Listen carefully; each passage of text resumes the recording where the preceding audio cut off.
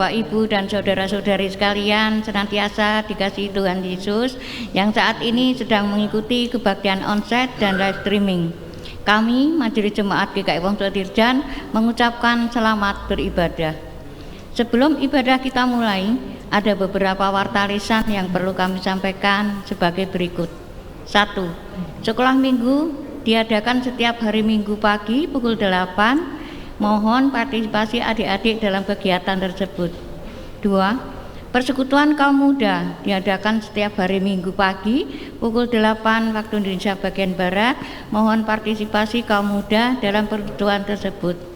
3. Persekutuan warga usia lanjut dengan tema Percaya Membawa Perubahan diadakan pada hari Jumat 13 Januari 2023 pukul 8.30 dipimpin oleh Pendeta Agus Prasetyo.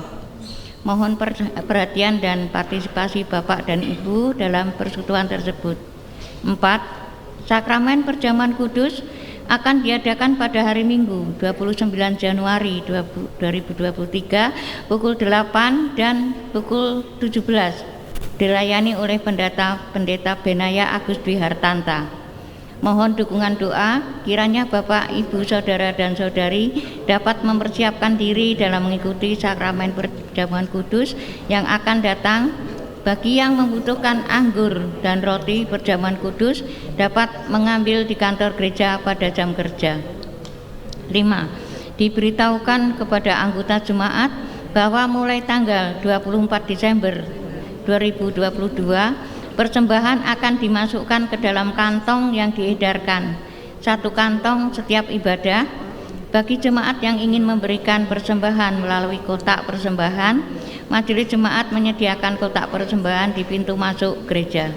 6. Bagi Bapak, Ibu, Saudara, dan Saudari yang ingin memberikan persembahan, baik persembahan mingguan, bulanan, KPK, syukur, dan perpuluhan, dapat mengambil sampul persembahan tersebut di kantor gereja pada jam kerja dan dapat dikumpulkan ke masing-masing pengurus wilayah atau ke kantor gereja. Persembahan juga dapat dikirimkan ke rekening GKI Wongso Tirjan melalui Bank BNI, BCA, dan aplikasi OVO.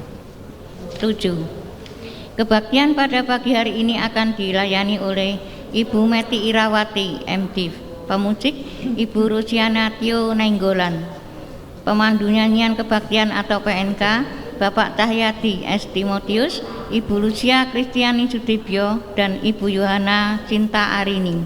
Kolektan Bapak Toto Condro, Ibu Kristiani Esteria, Bapak Yance Dimara, Ibu Mailin Elizabeth, Bapak Suryanto Natalius. Aser Bapak Yance Dimara, Ibu Mailin Elizabeth. Desainer dan operator LCD time live streaming GKI Wongso Tirjan, Bunga Mimbar Soli Dio Gloria.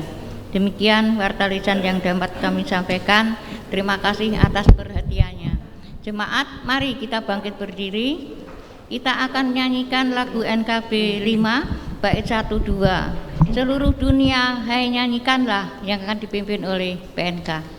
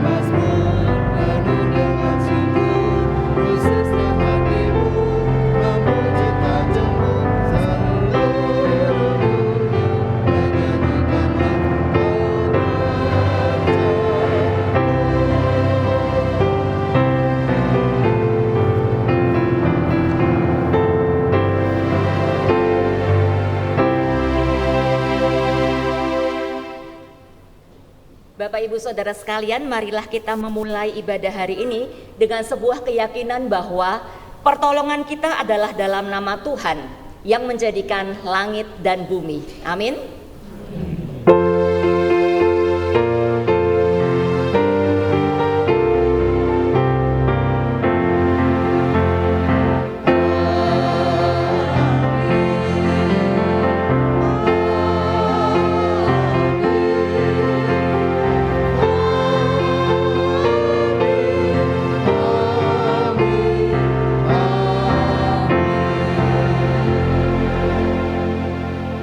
Beserta saudara dan beserta saudara juga. Silahkan duduk. Selamat pagi adik-adik. Ada sukacita hari ini? Semangat untuk mengikuti sekolah minggu? Oke, baik Bapak Ibu Saudara sekalian, mari kita bersama-sama mendoakan anak-anak yang Tuhan titipkan kepada kita, kepada gereja ini juga untuk menjadi pribadi-pribadi yang makin mengenal Dia. Yuk kita sama-sama berdoa. Bapa di surga, kami berdoa untuk anak-anak sekolah minggu ini yang saat ini berdiri di hadapan-Mu. Kami berdoa kiranya Tuhan memberkati mereka, memberikan hati yang sukacita kepada mereka, kerinduan untuk memuji dan memuliakan nama Tuhan, mendengarkan firman Tuhan yang akan disampaikan oleh guru-guru sekolah minggu nanti. Dan biarlah kiranya kebenaran Tuhan, firman-Mu itu boleh menjadi pegangan dalam kehidupan anak-anak kami ini. Terima kasih ya Bapa, di dalam nama Tuhan Yesus Kristus kami berdoa. Amin. Oke, Tuhan berkati, selamat mengikuti sekolah minggu. Mari silakan.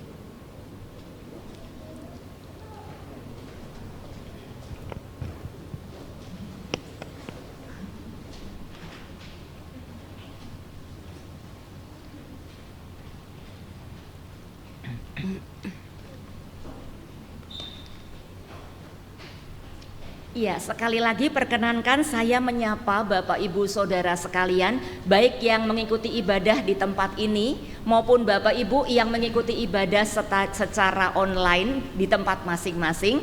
Selamat pagi. Apa kabar? Iya.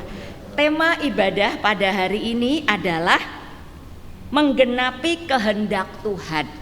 Nah, Bapak Ibu Saudara terkasih, tema ini mengingatkan kepada kita, khususnya ketika kita mulai melangkah atau di awal langkah kita memasuki tahun yang baru, tahun 2023.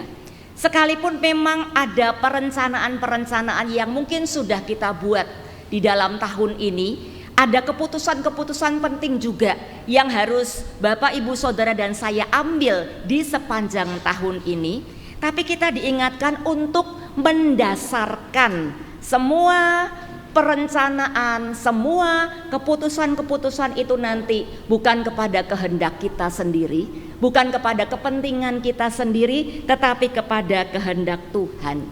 Ibaratnya tanah liat di tangan sang penjunan, kita berkata kepada Tuhan, Tuhan bentuklah aku sesukamu, jadilah kehendak-Mu.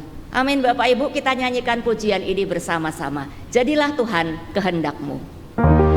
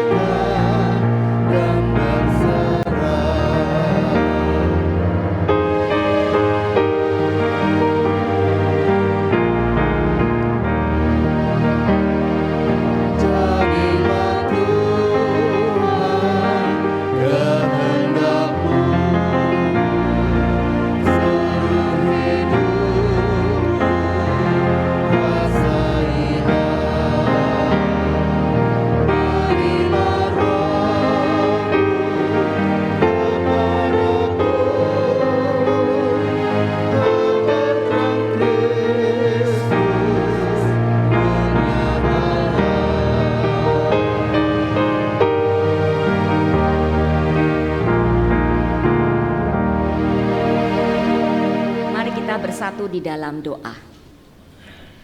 Jadilah Tuhan kehendak-Mu, bentuklah aku seturut dengan rencana-Mu.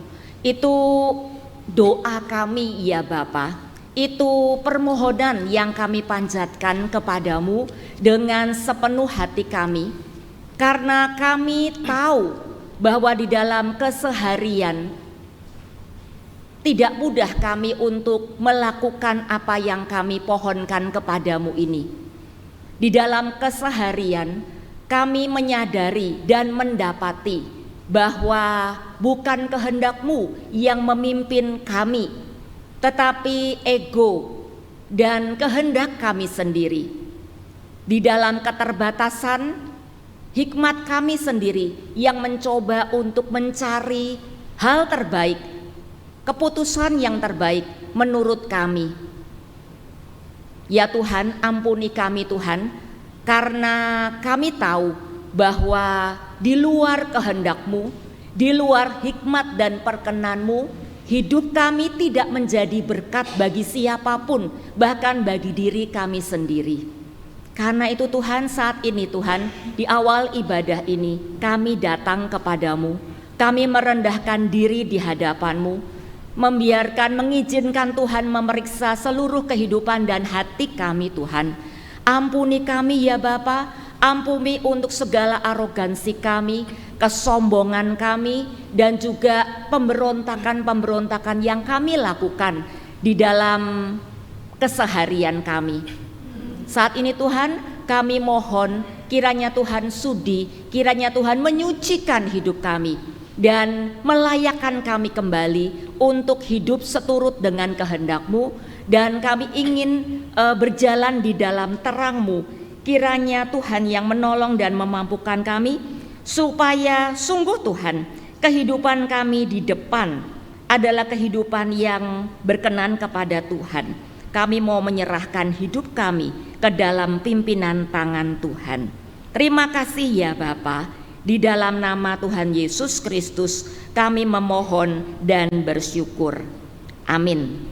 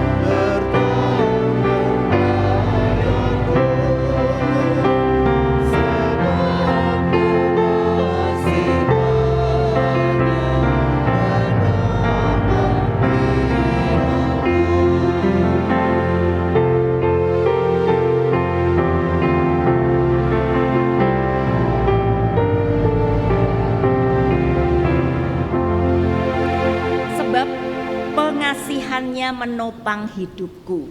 Mari Bapak Ibu Saudara sekalian, dengan bekal kemurahan hati Tuhan, pengasihan Tuhan, kita menerima berita anugerah darinya. Berita anugerah diambil dari Yesaya pasal 42 ayat yang ke-6.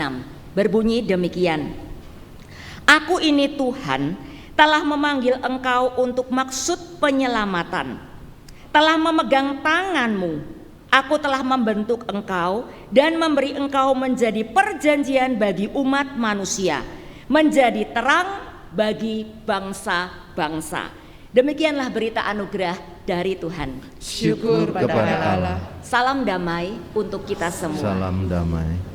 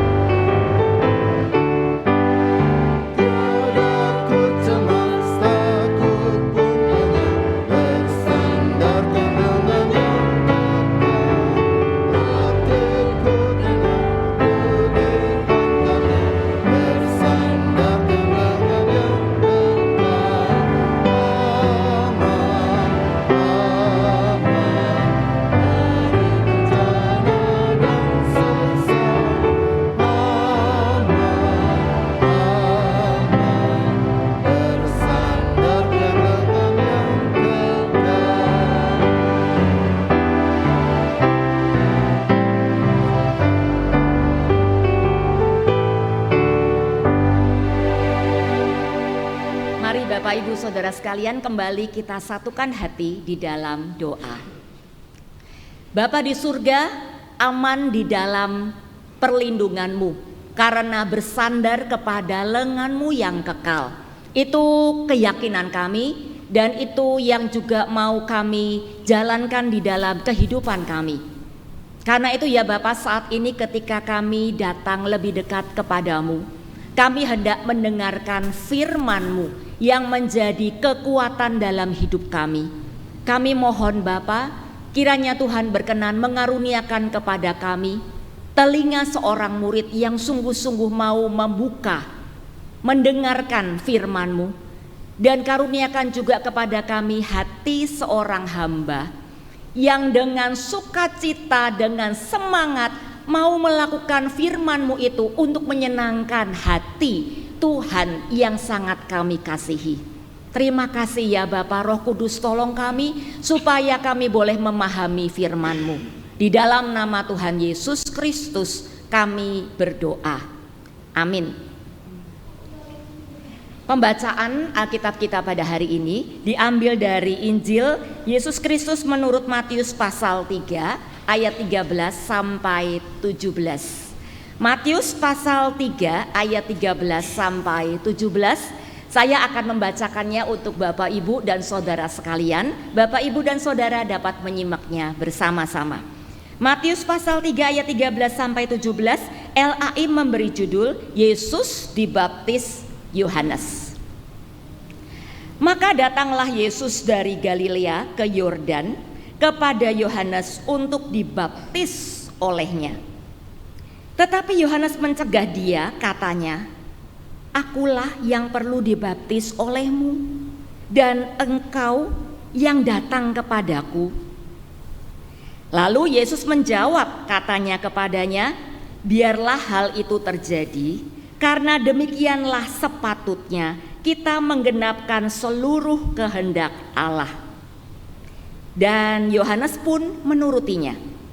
Sesudah dibaptis, Yesus segera keluar dari air, dan pada waktu itu juga langit terbuka, dan ia melihat Roh Allah seperti burung merpati turun ke atasnya. Lalu terdengarlah suara dari surga yang mengatakan, "Inilah anakku yang kukasihi, kepadanyalah aku berkenan." Demikianlah Injil Tuhan Yesus Kristus. Yang berbahagia adalah mereka yang mendengar dan juga yang melakukan di dalam kehidupannya setiap hari. Haleluya.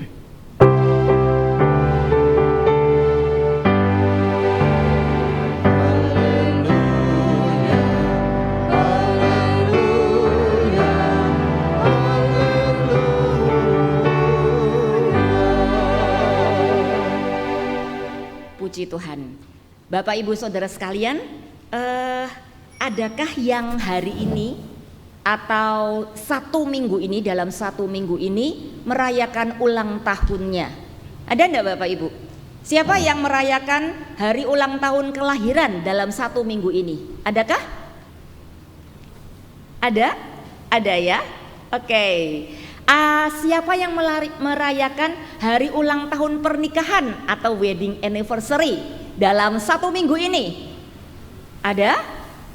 Ada, tapi malu Bu untuk angkat tangan. Yang Bapak Ibu Saudara yang menyaksikan di rumah juga boleh ikut menjawab pertanyaan ini ya. Sekiranya ada. Ada juga mungkin yang masih muda ya. Adakah yang merayakan misalnya hari jadiannya? Hari jadian ya, bukan hari jadi-jadian. Hari jadian itu hari dimana kamu nembak lalu diterima. Tapi kalau ditolak tidak usah diingat-ingat, forget it gitu ya, supaya bisa cepat move on ya. Tapi ketika nembak diterima, wah itu hari jadian. Jadi kita merayakan, ada yang merayakan. Ada juga yang merayakan hari kencan pertama begitu ya. Ya, Bapak Ibu Saudara, setiap orang itu punya event, punya peristiwa penting atau khusus untuk dirayakan, untuk disyukuri. Nah, tiap dalam kalender liturgi gerejawi, tiap minggu kedua bulan Januari, jadi hari ini, gereja juga merayakan satu event atau satu peristiwa khusus, yaitu peristiwa baptisan Yesus. Kalau seseorang ulang tahun, maka dia mensyukuri pimpinan penyertaan Tuhan yang dialami, yang dirasakan selama ini, lalu merespon anugerah itu dengan komitmen untuk menjadi pribadi yang lebih baik lagi ke depan. Setuju ya? Nah, kalau kita hari ini diajak sebagai gereja, kita diajak untuk merayakan peristiwa baptisan Yesus. Kira-kira apa maknanya untuk kita?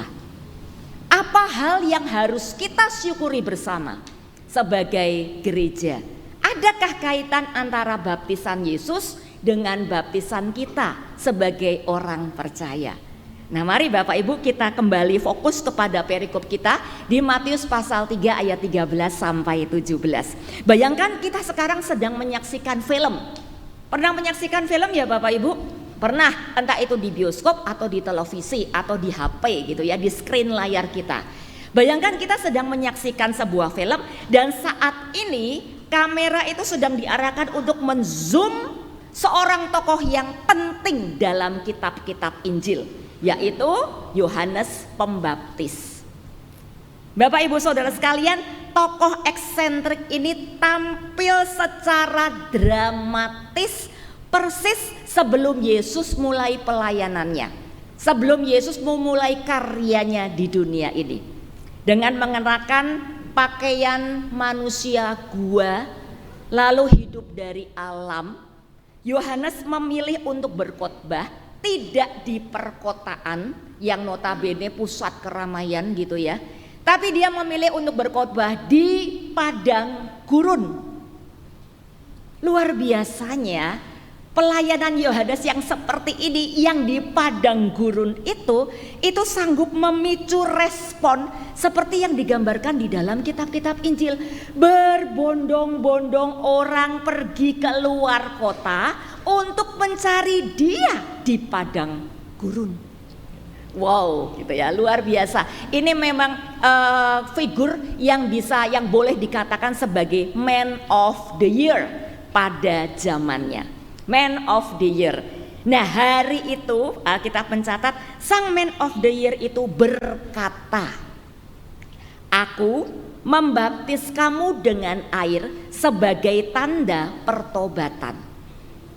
Tetapi dia yang datang kemudian daripadaku, dia lebih berkuasa daripadaku, dan aku tidak layak melepas kasutnya. Dia akan membaptis kamu dengan Roh Kudus dan dengan api." Bapak Ibu Saudara sekalian, dengan perkataannya ini Yohanes sedang di satu sisi mengklarifikasi anggapan banyak orang bahwa dia itu adalah Mesias. Tidak, aku bukan Mesias. Sang Mesias itu lebih besar, baik kuasa maupun pelayanannya. Lalu kamera dari sosok pembaptis kemudian dialihkan untuk menzoom satu sosok yang lainnya. Seolah-olah sutradaranya hendak mengatakan kepada kita, ini loh sosok yang sedang dibicarakan oleh Yohanes, ini loh sosok yang dikatakan lebih berkuasa daripada sang man of the year, ini loh sang Mesias yang dimaksud, ini loh Yesus, gitu ya. Nah, Yesus saat itu digambarkan tampil casual, Bapak Ibu, casual, apa adanya. Jadi tidak beda dengan orang banyak yang hari itu datang kepada Yohanes untuk minta dibaptis. Bahkan Yesus ada di dalam barisan itu, ikut antri untuk dibaptis. Bapak Ibu bisa menangkap kontradiksi yang disampaikan oleh penulis Injil Matius di sini. Nangkep ya kontradiksinya. Baptisan Yohanes itu adalah baptisan pertobatan. Jadi di ayat 4 dalam perikop ini sang pembaptis berseru, "Bertobatlah, berilah dirimu dibaptis, maka Allah akan mengampuni dosamu." Lalu di ayat yang ke-11 dia kembali berkata, "Aku membaptis kamu dengan air sebagai tanda pertobatan." Dan Yohanes sedang menjelaskan bahwa bukan identitas sebagai keturunan Abraham yang bisa menyelamatkan seseorang, tetapi pertobatannya. Jadi saat seseorang itu bertobat, ia dibaptis, maka ia mendapatkan status baru sebagai umat Tuhan yang akan dipimpin oleh sang Mesias yang dijanjikan yang akan datang nanti. Nah, sekarang sang Mesias yang dijanjikan itu sudah datang, sudah ada, sudah berdiri di hadapannya. Tapi kenapa dia juga minta ikut dibaptis? Bisa merasakan apa yang dipikirkan atau dirasakan oleh Yohanes Pembaptis ya Bapak Ibu. Aku yang perlu dibaptis olehmu, engkau yang datang padaku. Dengan perkataannya ini Yohanes sedang menegaskan sejelas-jelasnya bahwa Yesus sama sekali tidak perlu dibaptis sebenarnya. Yesus tidak perlu mengakui dosa-dosanya dan bertobat untuk dosa-dosanya karena memang dia tidak berdosa. Karena memang tidak ada dosa padanya. Tapi Alkitab mencatat Yesus menjawab, "Biarlah hal itu terjadi. Karena demikianlah sepatutnya kita menggenapkan seluruh kehendak Allah." Dalam imajinasi saya Bapak Ibu ketika membaca perikop ini, Yesus dan Yohanes Pembaptis itu kan sepupuan ya, sepupuan dari ibu-ibu mereka, Maria dan Elizabeth. Nah, dalam imajinasi saya Yesus saat itu juga berkata kepada sepupunya ini, kamu khotbah tidak di kota, tidak di perkotaan, tapi di padang gurun. Itu kan juga untuk menggenapi kehendak Allah tentang suara yang berseru-seru, persiapkanlah bagi Tuhan jalan di padang gurun, ya kan? Itu dalam imajinasi saya Bapak Ibu.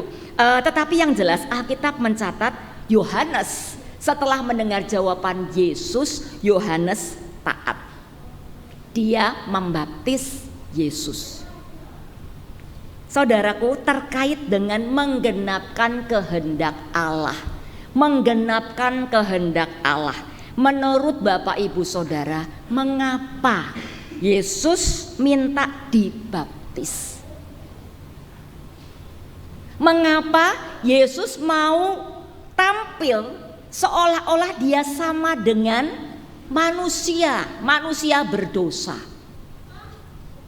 Pertanyaan ini dijawab oleh penulis Injil Matius di pasal yang keempat. Di pasal yang keempat itu ada perikop tentang pencobaan di padang gurun. Di padang gurun itu siapa yang dicobai Bapak Ibu? Yesus. Yesus itu siapa? Yesus itu Allah. Menurut saudara, mungkinkah, bisakah Allah dicobai? Kalau ada yang nekat, mungkinkah ada seseorang atau siapapun berani mencobai Allah dan berhasil? Tidak ada. Tidak ada seorang pun yang bisa mencobai Allah dan berhasil, termasuk iblis. Iblis itu berkuasa, tapi Yesus itu, Allah itu maha kuasa. Nah, lalu apa yang membuat iblis akhirnya memutuskan untuk mencobai Yesus? Yang kisahnya ditulis di pasal 4 itu. Apa yang membuat iblis akhirnya memutuskan, oke, kita cobai Yesus? Jawabannya itu ada dalam perikop kita hari ini Bapak Ibu. Karena di Sungai Yordan hari itu anak Allah sungguh-sungguh menjadi manusia.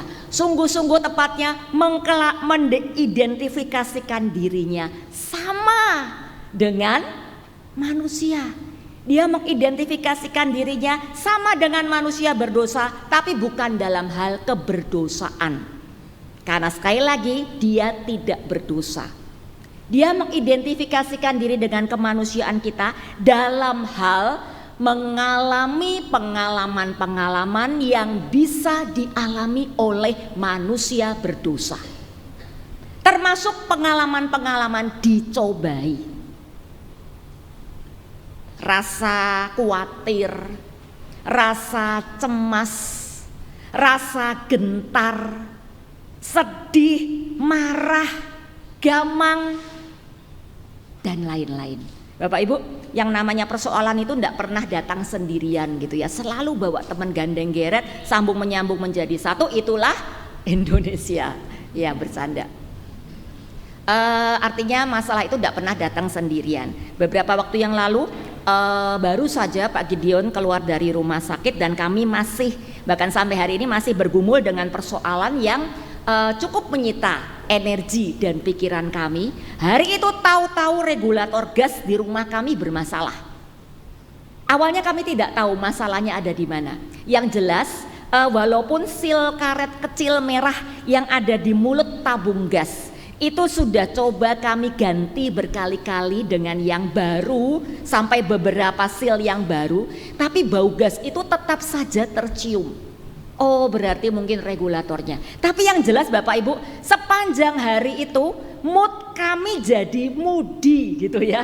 Mencium bau gas, mood kami jadi moody. Jadi tidak mudah untuk fokus, jadi mudah terpancing untuk panik, mudah terpancing untuk cemas, mudah terpancing untuk ya perasaan-perasaan negatif lainnya gitu ya.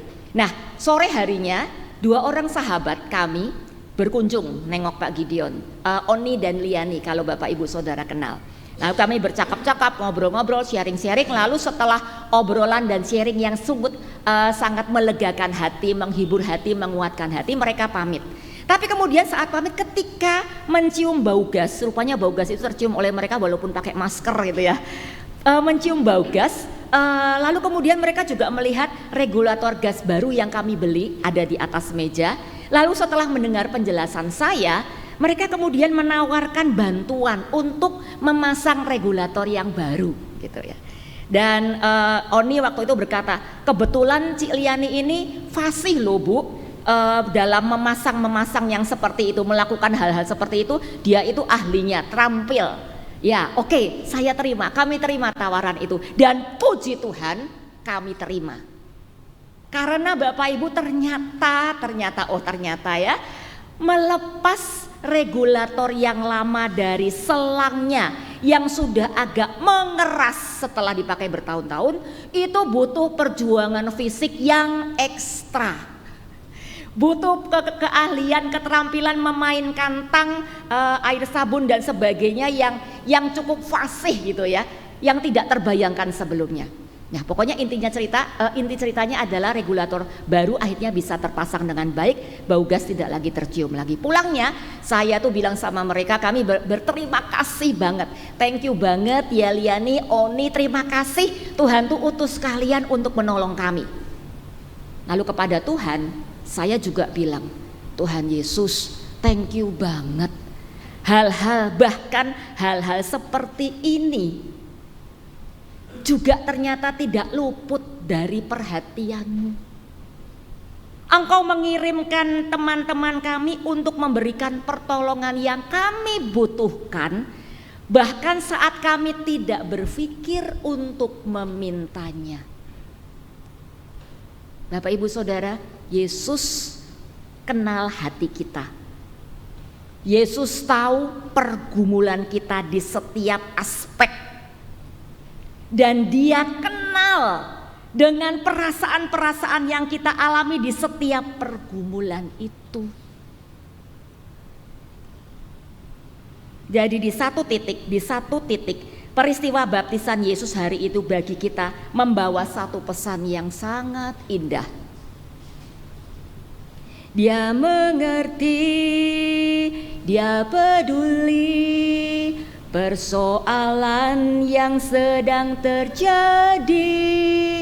Dia mengerti, dia peduli persoalan yang kita alami. Lanjutnya gimana Bapak Ibu? Namun satu yang dia minta, agar kita percaya sampai mujizat, sampai mujizat menjadi nyata. Amin. Saat itu Alkitab mencatat, kita lanjut. Saat itu Alkitab mencatat, sesudah dibaptis Yesus keluar dari air, dan pada waktu itu juga langit terbuka dan Roh Allah yang seperti burung merpati turun ke atas Yesus. Lalu terdengar suara dari surga, inilah anakku yang kukasihi, kepadanya lah aku berkenan. Wow, spektakuler ya Bapak Ibu, sangat spektakuler. Ini gambaran yang sangat spektakuler.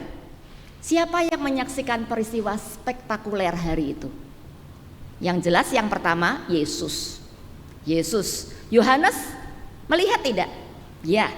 Yohanes dicatat di sini dan juga di dalam Yohanes pasal 1 ayat 32 bahwa sang pembaptis juga melihat saat termasuk saat burung merpati turun ke atas Yesus. Itu yang membuat dia bisa bersaksi bahwa Yesus adalah anak Allah. Yohanes 1 ayat 34. Selain Yesus dan Yohanes, adakah orang lain? Adakah orang-orang banyak yang hadir saat itu juga menyaksikan peristiwa spektakuler hari itu Bapak Ibu? Tidak tahu. Karena Matius tidak memberikan laporan sedikit pun tentang respon orang banyak terhadap peristiwa itu. Bahkan setelah peristiwa yang spektakuler itu, kehidupan nampaknya kembali berjalan seperti biasa. Seperti tidak terjadi apa-apa. Bapak Ibu, ada satu momen dalam kegiatan gerejawi kita yang mirip loh. Yang mirip banget dengan peristiwa yang digambarkan hari itu di tepi sungai Yordan.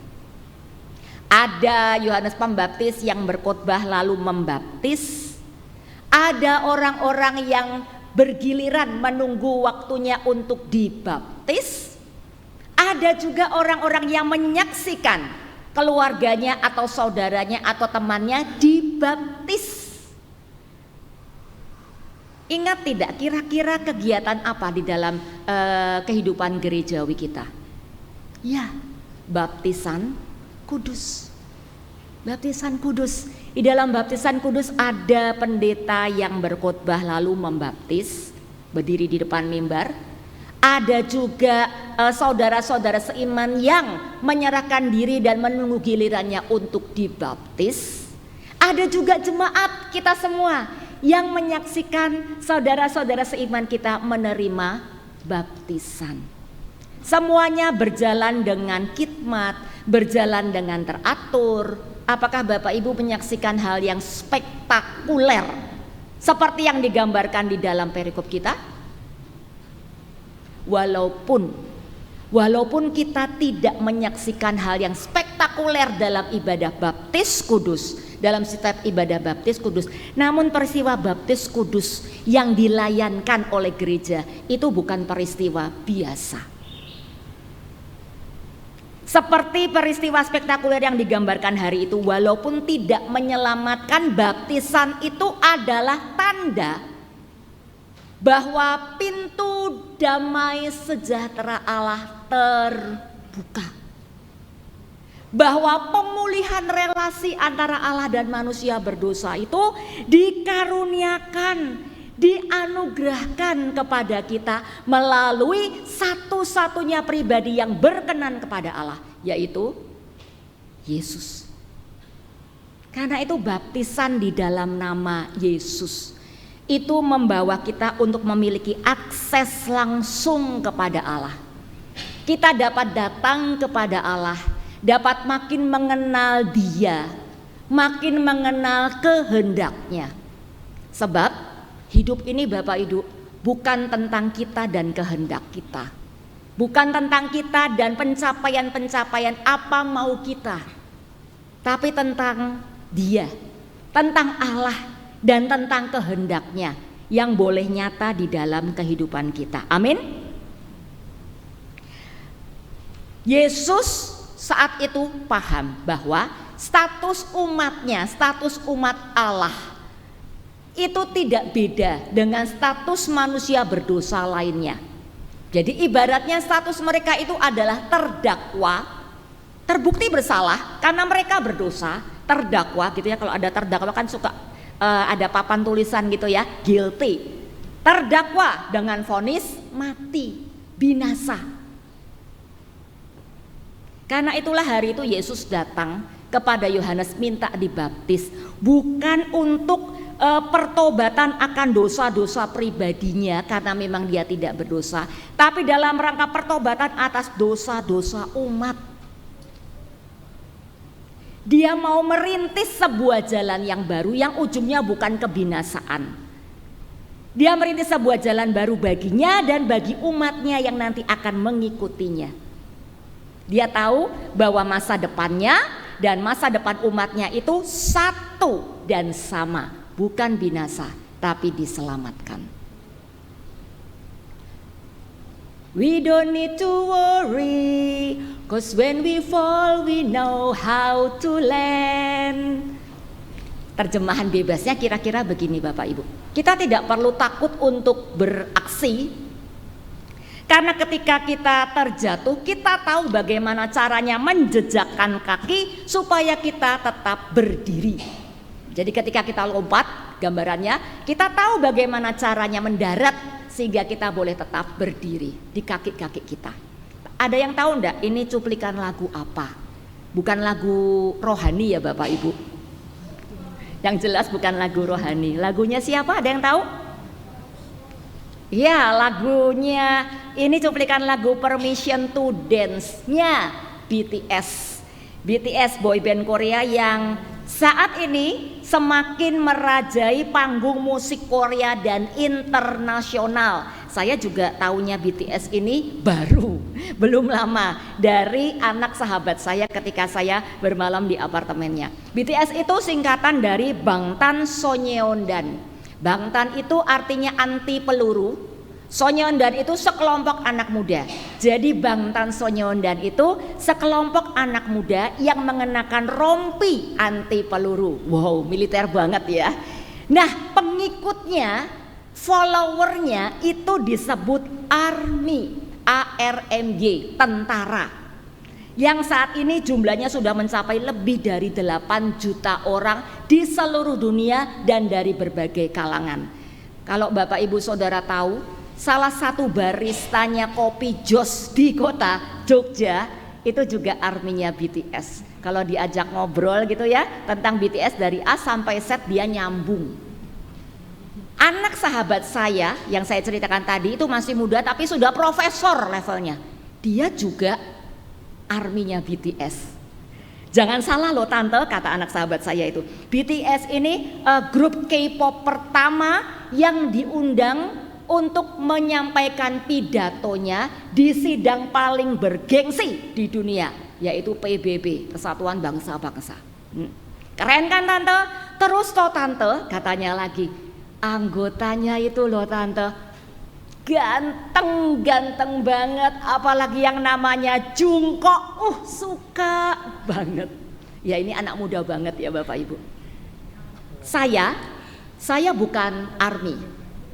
Ya, walaupun saya cukup bisa menikmati lagu-lagu mereka. Tapi bagi saya Bapak Ibu Saudara, BTS dan arminya itu sebuah fenomena yang menarik. Sebuah fenomena yang menarik. Konon di balik nama BTS itu terkandung cita-cita perjuangan untuk menolak stigma kurang baik yang seringkali dilekatkan begitu saja kepada anak-anak muda. Arogan, pemberontak, tidak mau dengar kata, sombong.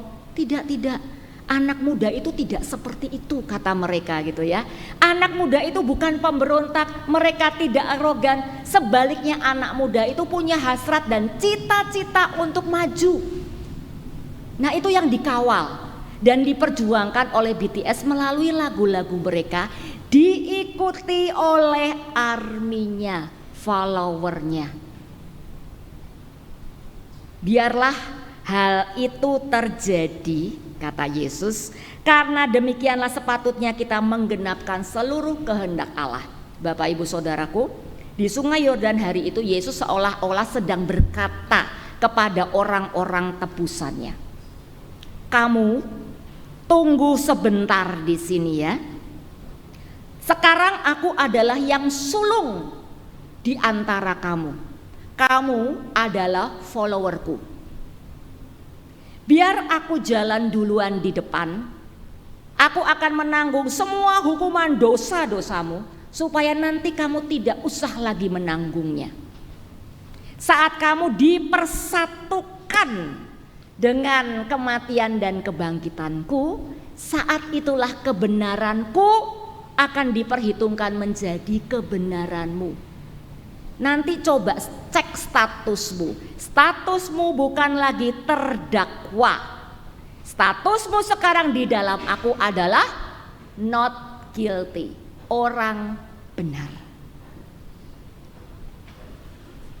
Bapak Ibu Saudara sekalian, terkait dengan menggenapkan kehendak Allah, peristiwa baptisan Yesus hari itu bagi Yesus adalah pengesahan, peneguhan dari Allah atas misinya, atas panggilan yang diberikan kepada Yesus, yaitu sebagai anak manusia yang menanggung dosa isi dunia.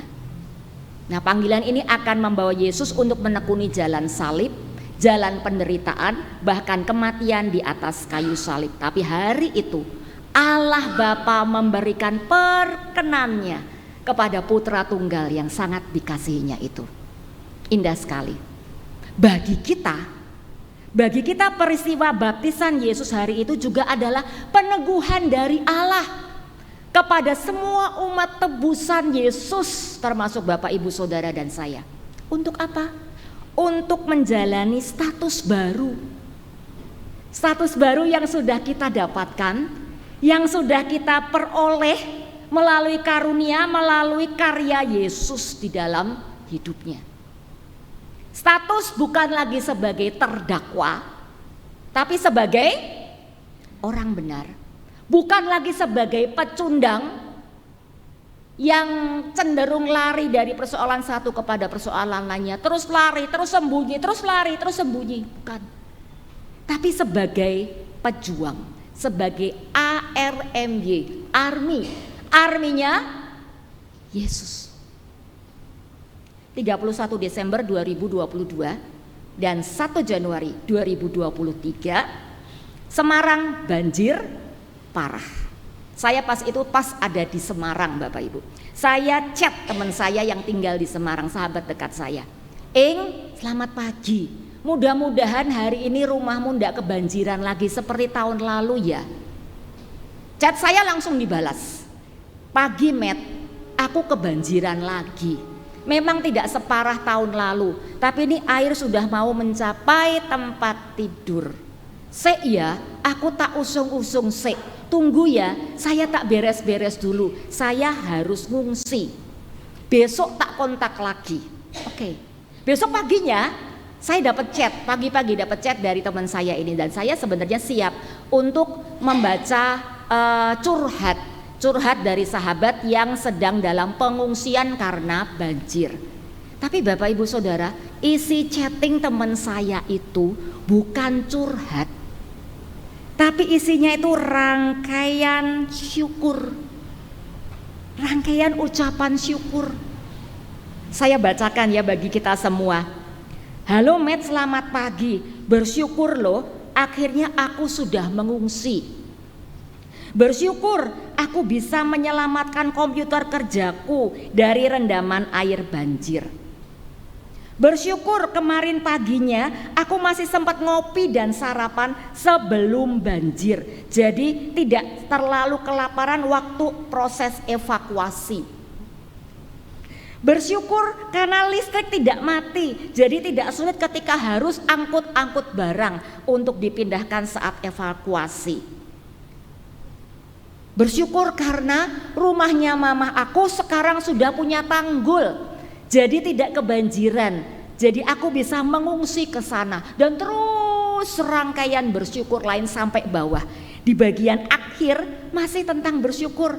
Dia berkata begini, bersyukur karena aku masih bisa bersyukur saat peristiwa yang tidak menyenangkan ini terjadi. Jadinya aku tidak down dan malamnya aku bisa tidur dengan nyenyak. Saya jawab chatting yang luar biasa itu, yes kamu memang arminya Yesus, bersyukur untuk itu. Bapak Ibu Saudara sekalian, hidup yang Bapak Ibu Saudara dan saya jalani itu bukan sebuah playground, tapi battleground. Bukan tempat kita untuk main-main, tapi tempat kita untuk berkarya, untuk berjuang, apapun panggilan yang Tuhan berikan kepada kita. Perayaan peristiwa pembaptisan Yesus memberikan kepada Bapak Ibu Saudara dan saya alasan untuk selalu bersyukur. Selalu bersyukur, selalu merayakan hidup ini. Bersyukur pertama-tama bagi yang sudah baptis, bersyukur untuk sakramen baptis yang sudah ia terima. Bersyukur juga karena diberi kesempatan merefresh atau memperbaharui komitmen yang dulu pernah saudara dan saya ucapkan saat menerima baptis kudus. Masih ingat enggak Bapak Ibu komitmen apa yang kita ucapkan dulu? Nah, hari ini kita diberi kesempatan untuk memperbaruinya lagi. Bagi yang belum baptis bersyukur karena kesempatan itu masih terbuka, masih diberikan kepada kita. Responi dengan hikmat dan kebijaksanaan. Yang kedua, bersyukur karena di dalam Yesus maka karya dan perjuangan kita tidak akan pernah sia-sia. Sebab Yesus mengenal semua pergumulan kita. Dia mengenal setiap perasaan yang kita alami saat mengalami pergumulan itu. Dan dia sudah menyediakan segala pertolongan, kekuatan, penghiburan, perlindungan yang kita butuhkan. Supaya Bapak, Ibu, Saudara dan saya dapat tetap menjalani kehidupan ini dengan bersinar di dalam Dia, di dalam menggenapi kehendak Allah bersama Yesus. Amin Bapak Ibu. Tuhan memberkati. Saat teduh untuk kita.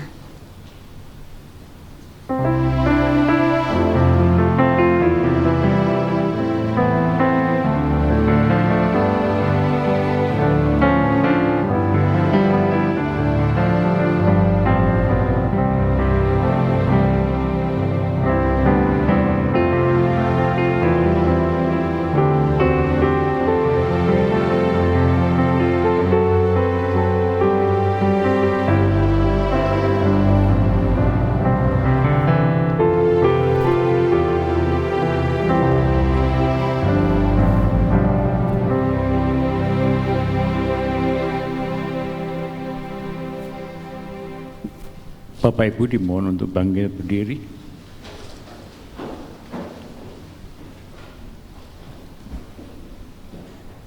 Bapak Ibu, kita bersama dengan umat Allah di segala tempat dan waktu, kita bersama-sama mengingat pengakuan pada baptisan kita menurut pengakuan iman rasuli. Aku percaya kepada Allah, Bapa yang Maha Kuasa, Khalik langit dan bumi, dan pada Yesus Kristus, Anaknya yang tunggal Tuhan kita, yang dikandung dari Roh Kudus, lahir dari anak darah Maria, yang menderita sengsara di bawah pemerintahan Pontius Pilatus, disalibkan, mati dan dikuburkan, turun ke dalam kerajaan maut.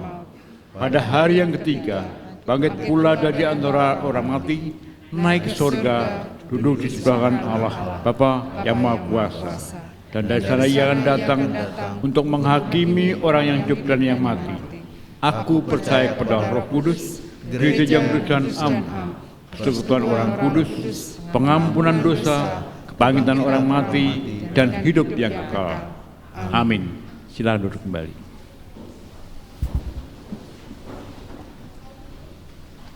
Mari Bapak Ibu, baik yang hadir di tempat ini maupun yang mengikuti ibadah onsite di tempatnya masing-masing, kita bersyafaat bersama-sama.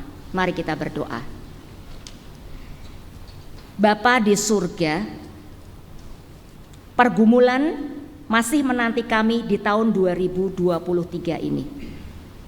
Namun hari ini kami bersyukur Tuhan, karena firman-Mu boleh menyapa kami.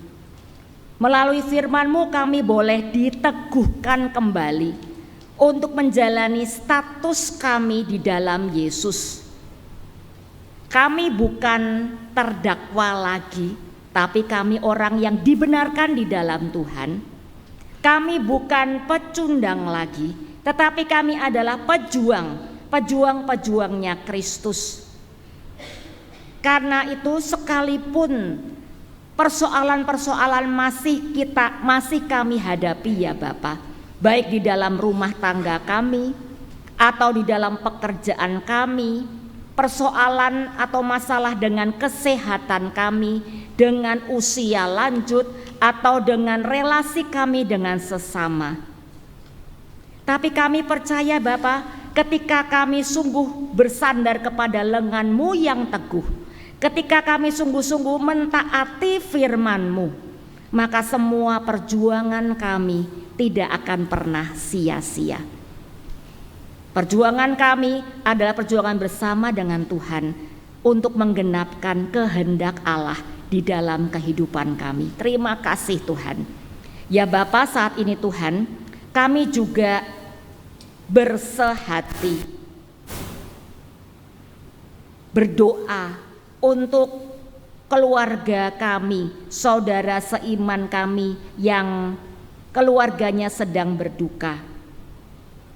Karena almarhumah Ibu Hari Yasikin, kau pulang kembali ke rumahmu pada tanggal 4 Januari 2023 yang lalu. Ya Tuhan, ada duka cita, ada rasa kehilangan yang mungkin dirasakan oleh keluarga. Kiranya kasih setia Tuhan yang tetap menopang dan merangkul mereka. Kami juga berdoa untuk keluarga-keluarga lain ya Tuhan, yang saat ini mungkin juga sedang berduka atau sedang berjuang dengan persoalan-persoalan di dalam kehidupannya yang tidak mudah. Kami berdoa Bapa, kiranya kasih setia Tuhan juga terus menopang, terus mengingatkan, terus memberikan kekuatan, sehingga kami semua tetap punya hati, punya fokus untuk mengerjakan perjuangan kami dengan bersandar kepada Tuhan. Bapa, kami berdoa untuk gerejamu GKI Wongso Dirjen ini. Ya Tuhan, kiranya Tuhan yang memberkati setiap hamba Tuhan yang ada di tempat ini, penatua, penata layan ibadah, juga jemaatmu di GKI Wongso Dirjen ini maupun simpatisan yang hadir. Ya Bapa, berkatilah Tuhan, termasuk kegiatan-kegiatan yang sudah dirancang di tempat ini. Kiranya Tuhan memberkati sehingga boleh menjadi wadah bagi kami sekalian, jemaatmu semua, untuk bertumbuh secara iman, untuk makin mengenal Engkau, makin mengasihi Engkau, makin mengenal kehendak-Mu, dan makin setia untuk berjuang melakukan kehendak-Mu. Terima kasih ya Bapa. Kami terus berdoa untuk bangsa dan negara kami Indonesia. Kami berdoa kiranya Tuhan juga yang terus memberkati, mengawal jalannya pemerintahan di tanah air ini. Terima kasih ya Bapa, kami mau menyerahkan setiap diri kami masing-masing hanya ke dalam pimpinan tangan Tuhan. Baik kami sebagai orang tua, sebagai anak, sebagai suami atau istri, pekerja atau mahasiswa, sebagai pelajar, pekerja, ataupun juga mungkin yang sudah purna tugas. Ya Bapa, pakailah kami ya Tuhan, pakailah hidup kami menjadi hidup yang bersinar di dalam menggenapkan segala kehendak-Mu dalam hidup kami. Terima kasih ya Bapa. Doa yang tidak sempurna ini kami naikkan di dalam nama Tuhan Yesus Kristus yang sudah mengajarkan kami doa Bapa kami. Mari kita ucapkan bersama-sama jemaat. Bapa kami yang di surga, dikuduskanlah nama-Mu, datanglah kerajaan-Mu, jadilah kehendak-Mu di bumi seperti di surga. Berikanlah kami pada hari ini makanan kami yang secukupnya, dan ampunilah kami akan kesalahan kami, seperti kami juga mengampuni orang yang bersalah kepada kami. Dan janganlah membawa kami ke dalam pencobaan, tapi lepaskanlah kami daripada yang jahat. Karena Engkaulah yang mempunyai kerajaan dan kuasa dan kemuliaan sampai selama-lamanya. Amin.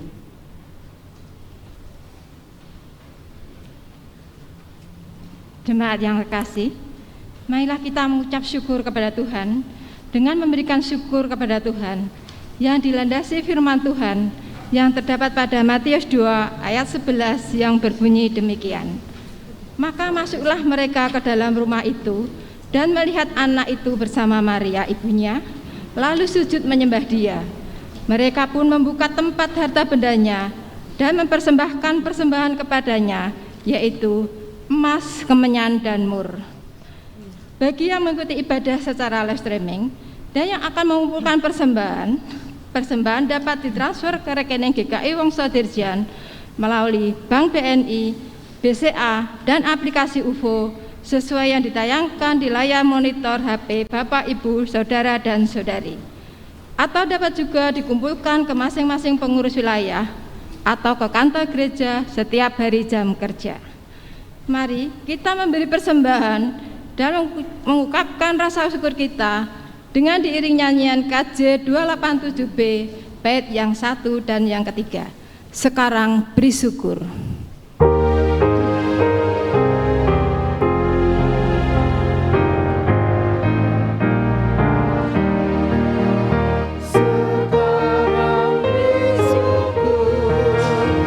kaya Tuhan,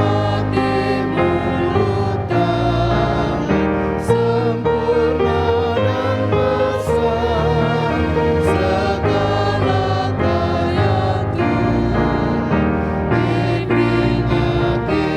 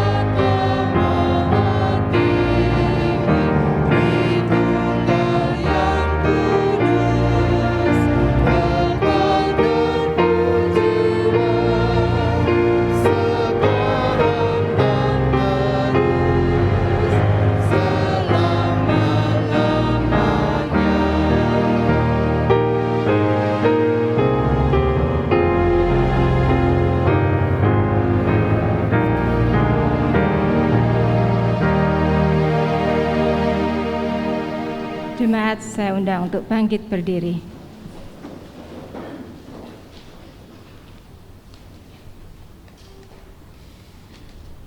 Mari kita bersatu dalam doa. Bapa kami yang tata kerajaan surga, kembali kami datang ke hadirat Tuhan. Terima kasih Tuhan atas berkat anugerah-Mu ya Tuhan, sehingga kami bisa beribadah, memuji dan memuliakan nama-Mu ya Tuhan. Ya Tuhan, kami juga mengucap syukur di pagi ini ya Tuhan, kami juga bisa mendengarkan firman yang begitu indah, firman yang menguatkan kami, firman yang jadi pedoman dalam hidup kami sehari-hari ya Tuhan. Ya Tuhan, kami juga mengucap syukur di mana pagi hari ini ya Tuhan, kami bisa diberi kesempatan untuk memberikan persembahan ya Tuhan. Berkatilah persembahan ini, sucikanlah persembahan ini ya Tuhan, agar bisa dipakai untuk pekerjaan-Mu di tempat ini. Beri hikmat dan hati yang takut kepada-Mu ya Tuhan, kepada majelis, komisi, bidang dan kepanitiaan yang mengolah persembahan ini. Semuanya ini hanya untuk kemuliaan-Mu. Terima kasih ya Bapa. Hanya di dalam Tuhan Yesus kami panjatkan doa kami yang jauh sempurna ini. Amin.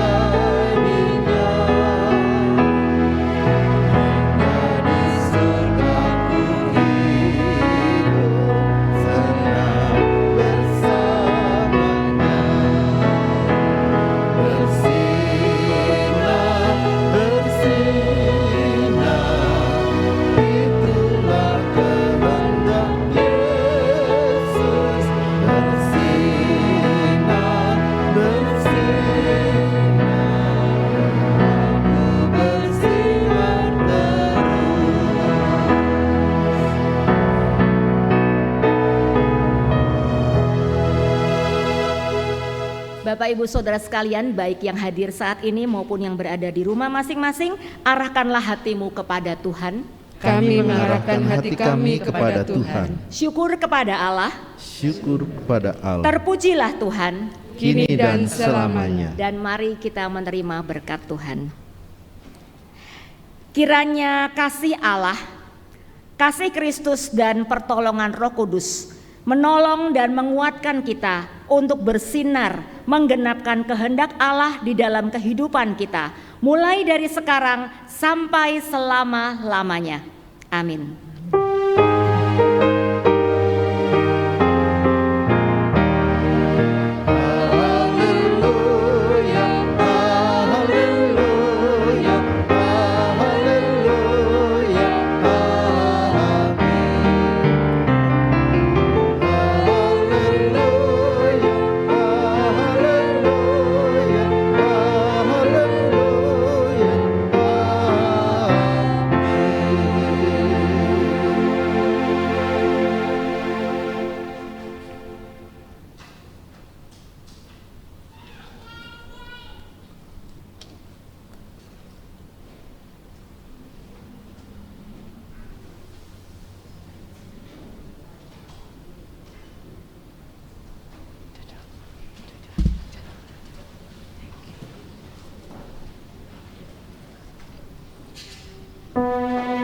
Tuhan.